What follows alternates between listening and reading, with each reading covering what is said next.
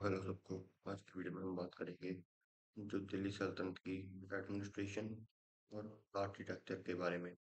सबसे पहले मैं आपको इसके एडमिनिस्ट्रेशन एक्सप्लेन करूंगा, फिर इसके आर्किटेक्चर जो मेन मेन आर्किटेक्चर है उनकी मैं पिक्चर्स लाया हूँ, वो उनकी पिक्चर्स पे लेके एक्सप्लेन करूंगा, और एडमिनिस्ट्रेशन पे कुछ जो रैंक्स हैं उनको उनका क्या काम था वो आपको बताऊंगा, इसलिए इसको साथ साथ नोट्स बना लीजिए अपने नोट पे। तो आइए शुरू करते हैं एडमिनिस्ट्रेशन ऑफ दिल्ली सल्तनत। तो सबसे पहले हम बात करेंगे जो सेंट्रल एडमिनिस्ट्रेशन है दिल्ली सल्तनत की, उसके बारे में बात करेंगे। जो सेंट्रल एडमिनिस्ट्रेशन है उसको उसमें एक जो टर्म है वो है मजलिस ई खिलाफत। इसका मतलब है काउंसिल ऑफ मिनिस्टर्स। ये काउंसिल ऑफ मिनिस्टर्स होता है कि ये ग्रुप ऑफ मिनिस्टर्स हैं जिसके पास अलग अलग डिपार्टमेंट्स हैं, और जो ये इसके अंदर डिपार्टमेंट्स हैं वो ये सारे मैंने लिख रखे हैं जो जो इम्पोर्टेंट हैं। अगर आप वीडियो को देख रहे हैं तो जल्दी से इसको लाइक कर दीजिए और चैनल को सब्सक्राइब कर दीजिए। तो आइए शुरू करते हैं। तो सबसे पहले आता है दीवान विजारत। ये होता है जो सुपरवाइज करता है सारे डिपार्टमेंट्स को, यानी ये करता है ओवरसीइंग ऑफ डिपार्टमेंट्स। और जो दीवान रिसालत है इसका काम होता है मैनेज जस्टिस एडमिनिस्ट्रेशन। और ये जो काम है, ये जो इसका काम है दीवान रिसालत का काम, इसका काम जो है वो काजी भी करता है। इसका काम होता है एडमिनिस्ट्रेशन में जस्टिस लाना। इसका जो पर्पस है वो जुडिशरी है। अगला है दीवान आरीज। ये जो दीवान आरीज है इसको बालबान ने एस्टेब्लिश किया था, लिख लीजिए। जो दीवान आरीज है इसको बालबान ने एस्टेब्लिश किया था। और ये रिस्पॉन्सिबल होता है मिलिट्री ऑर्गेनाइजेशन के लिए। ये रिस्पॉन्सिबल होता है मिलिट्री ऑर्गेनाइजेशन के लिए। नेक्स्ट है दीवानी मजालिम। ये जो दीवान मजालिम है इसको जब जो सुल्तान है उसके एब्सेंट में जो है ये सुपरवाइज करता है कादी, कोतवाल और मुत्साहिब को। यानी कि ये सभी जो है एडमिनिस्ट्रेटर्स जब सुल्तान की जो एब्सेंस में ये उन सबको जो है सुपरवाइज करता है। किस किस को? कैदी, कोतवाल और मुत्साहिब। अगला है दीवान बंदगान।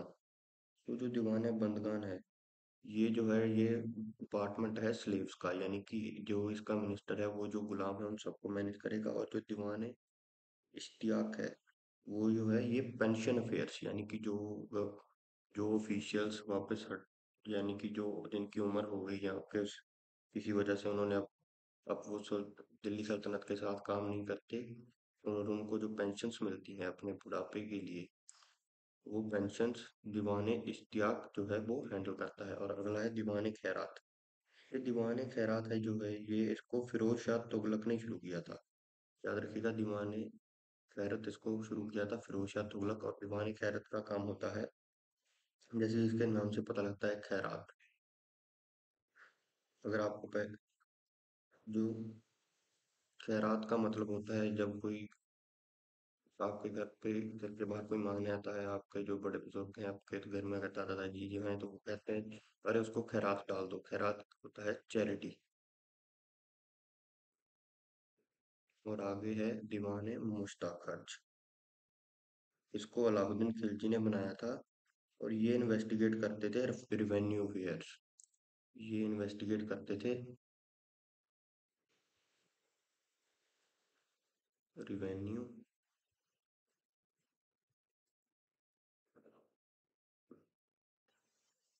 Revenue affairs. और आगे है दीवान इंशा। इसको जो लीड करता था वो होता था दाबीर ई खास। ये रिस्पॉन्सिबल होता था रॉयल कॉरेस्पॉन्डेंस के लिए। ये इतना इम्पोर्टेंट नहीं है, अगर आप नोट नहीं करना चाहते तो रहने भी दीजिए, वरना मैं तो कहता हूँ कर ही लीजिए। एक ज्यादा याद करने से कुछ नहीं होगा। दीवान इंशा होता है जो कि रिस्पॉन्सिबल होता है रॉयल कॉरेस्पॉन्डेंस के लिए। और अगला है दीवाने आरिम कोही, सॉरी दीवाने अमीर कोही को मोहम्मद बिन तुगलक ने ही शुरू किया था। याद रखिएगा, इसको शुरू किया था मोहम्मद बिन तुगलक ने। और इसका जो काम होता है वो होता है एग्रीकल्चर इम्प्रूवमेंट्स। याद रखिएगा, इसका काम होता है एग्रीकल्चर इम्प्रूवमेंट। और अगला जो आप अपनी स्क्रीन पे देख रहे हैं वो है काजी, जिसके बारे में आप सबको पता ही होगा। ये एक लीगल ऑफिसर, हम इसको जो इंट्रोड्यूस कर सकते हैं वो हम इसको इंग्लिश में ऐसे कर सकते हैं, legal officer responsible for dispensing sharia law. यानी कि जो शरिया लॉ को इम्प्लीमेंट करके रखता है। और उसका जो जुडिशियल हेड है वो काजी होता है। और लास्ट जो है हमारे सामने वो है मजमूदार। मजमूदार होता है कि जो सारा हिसाब रखता है लोन एंड, यानी कि जो किसी को लोन और जो खर्चे होते हैं शाही खजाने में से, फ्रॉम रॉयल ट्रेजर। मजमूदार उन सब चीज़ों का जो है वो हिसाब रखता है, जो लोन और बैलेंस होते हैं शाही खजाने में से, उन सब का जो हिसाब है वो रखता है मजमूदार। वैसे तो कई और भी जो हैं वो रैंक्स होते हैं, जैसे कि मुस्ताफी ममालिक और मुशरीफी ममालिक, जो कि ऑडिटर जनरल ऑफ एक्सपेंडिचर और इनकम के हैं, वो इतने इम्पोर्टेंट नहीं है। जो इम्पोर्टेंट है वो मैंने आपको यहाँ पर लिख के बता दी। अब प्लीज़ मैं बार बार कह रहा हूँ, आप इसके नोट्स बना कर रखिए। और अगला है, ये तो थे सेंट्रल एडमिनिस्ट्रेशन। और आगे हम बात करेंगे जो प्रोविंशियल लेवल पे एडमिनिस्ट्रेशन होती थी, उसको कौन से जो हैं वो ऑफिसर्स जो हैं लीड करते थे। पहली है मुफ्ती। जो मुफ्ती है इसको एक और नाम से भी जाना जाता है, मुफ्ती को वाली भी कहा जाता है। जो मुफ्ती और वाली है इसको एक हम कह सकते हैं गवर्नर कह सकते हैं। मुफ्ती और वाली एक गवर्नर होता था जो रिस्पॉन्सिबल होता था लॉ एंड ऑर्डर के लिए एक प्रोविंस में।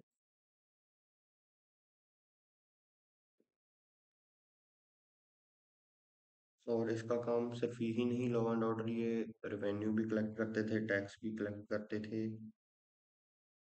और आगे आता है वाकुफ। हम इनको आज के, हम ऐसे कह सकते हैं जो ब्रिटिश एरा में इंडियन सिविल सर्वेंट्स थे वही काम इनका था। हम कह सकते हैं वो मुफ्ती या वाली ही सिविल सर्वेंट्स हैं। और जो वाकुफ है इसका भी एक और नाम है, वाकुफ का एक नाम और है वो है नाजीर। और जो वाकुफ का काम है वो, इसका जो स्पेशल काम होता था कलेक्टिंग रेवेन्यू,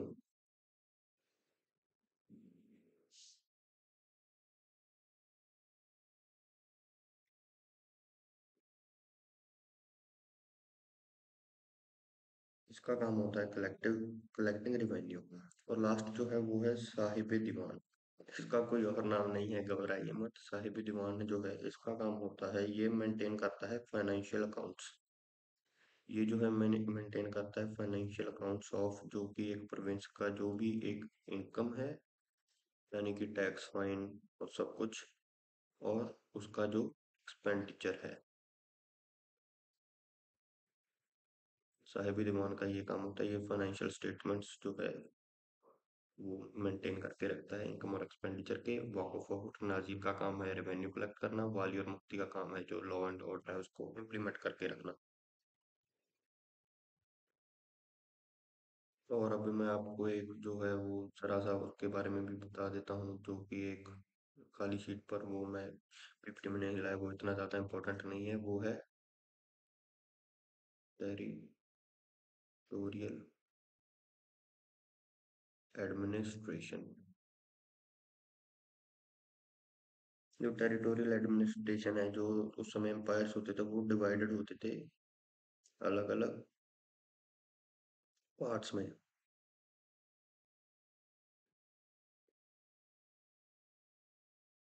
जो एक हम कह सकते हैं कि एक ग्रुप ऑफ सिख, उनका जो एक ग्रुप होता था वो फॉर्म करता था, यानी कि इन सब इनका एक ग्रुप एक सरकार फॉर्म करता था। और जो सिख होता था इसको एक सिकदार जो है वो लीड करता था, या हम कह सकते हैं कि इनको ये एडमिनिस्टर करता था। और जो सिख है ये आगे डिवाइडेड होता था कई पार्ट्स में, जिनको हम कह सकते हैं परगनास। हम इनको सब डिस्ट्रिक्ट्स भी कह सकते हैं। और ये आगे जो है ये डिवाइडेड होते थे ग्राम में, और इनको हम कहते हैं विलेजेस। इनको हम कह सकते हैं सब डिस्ट्रिक्ट, और इसको हम कह सकते हैं डिस्ट्रिक्ट। और ये जो ग्राम है यानी कि गांव, इसका जो हेड होता था उसको उस समय कहा जाता था मुकद्दम। तो आइए अब हम आते हैं दिल्ली के आर्किटेक्चर पर। और आर्किटेक्चर शुरू मैं आपको ऐसे सभी की तस्वीरें बताकर आइडेंटिफाई करवाऊंगा, और आर्किटेक्चर के बाद मैं आपको दो एक ऐसे पोइट्स के बारे में बताऊंगा जो बहुत बार हमारे एग्जाम में आ चुके हैं। तो प्लीज वीडियो को लास्ट तक देखें। तो ये जो है ये पिक्चर है अढ़ाई दिन के झोपड़े की, जिसको कुतुबुद्दीन ऐबक ने अजमेर में बनाया था। बस आपसे, और इसको जो डिजाइन किया था वो किया था अबू बकर ने, जो कि हेरात का था। अबू बकर इसने इसको डिजाइन किया था, पर इसको बनवाया कुतुबुद्दीन ऐबक ने था। ये इम्पोर्टेंट है, जो इम्पोर्टेंट है उस पर मैं स्टार लगा दूंगा। Let's go for next. ये है मौत की मस्जिद।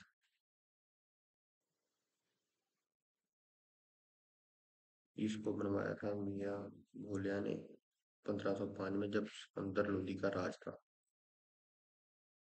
और ये जो है जमत खाना मस्जिद है। It is one of the oldest mosque in Delhi.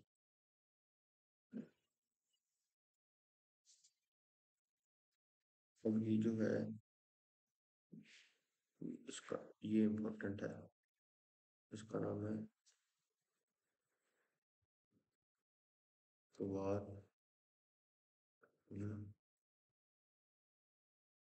Islam mask. और ये बनी हुई है कुतुब मीनार कॉम्प्लेक्स में, आप देख सकते हैं। और आगे जो है वो दो मकबरे हैं। ये जो हम कह इंग्लिश में इनको कहते हैं टॉम। ये जो मकबरा है ये है गियाजुद्दीन तुगलक का। और ये जो मकबरा है ये मकबरा है अलाउद्दीन खिलजी का।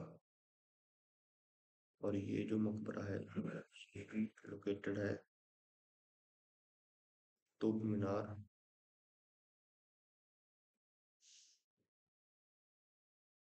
कॉम्प्लेक्स में। सो ये तस्वीर है इम्पोर्टेंट लोधी गार्डन की।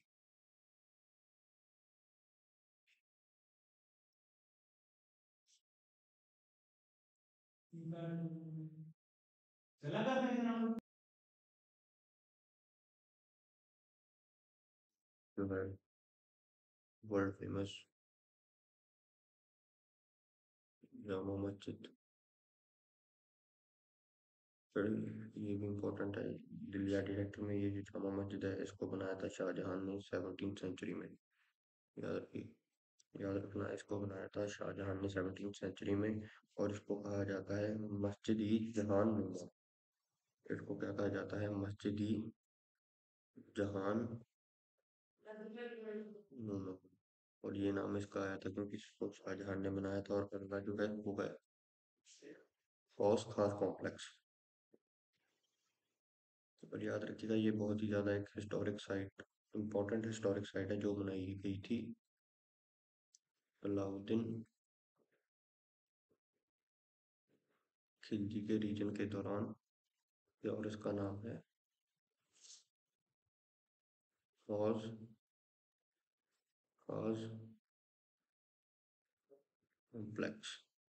सो अब जो लास्ट में वो दो ही इम्पोर्टेंट साइट्स जो बची हैं, और ये जो है फ्लाइंग महल, और इसका नाम है जहाज महल। और इसको बनाया था गियाजुद्दीन खिलजी ने। और ये जो है जहाज महल, ये लोकेटेड है मांडू, मध्य प्रदेश में। तो ये एक इम्पोर्टेंट जो है आर्किटेक्चर है, ये है जहाज महल। इसको बनाया था गियाजुद्दीन खिलजी ने, मध्य प्रदेश में। और लास्ट जो है ये है फोर्ट ऑफ सीरी। इसको भी, ये भी बनाया गया था राजेंद्र खिलजी के रीजन के दौरान। और ये जो सिचुएटेड है, ये सिचुएटेड है हौज खास और महरौली के बीच। जो दिल्ली के हैं उनको तो पता ही होगा ये जगह कौन सी है। हौज खास और महरौली के बीच में लोकेटेड है फोर्ट ऑफ सीरी। अगर आप अभी तक वीडियो को देख रहे हैं तो इसको लाइक कर दीजिए और चैनल को सब्सक्राइब कर दीजिए।